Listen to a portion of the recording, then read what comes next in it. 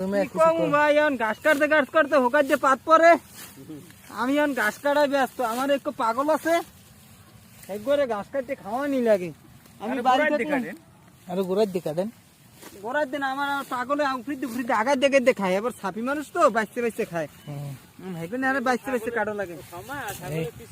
এই আমাকে চরমনে দিয়ে তাজু ভাইয়া সবাই দোয়া করবে, দিল বান্যান পিছন দিয়ে মারা লাগবে। এই আমাকে তাজু মায়া দিলো ভাই, যেরকম পিছন দিয়ে মারে এরকম পিছন দিয়ে মারা লাগবে। আমারও লাইন খারাপ লাগবে ভাই, ওইছে ভাই খারাপ। তাজা তাজা ঘাস না কাটলে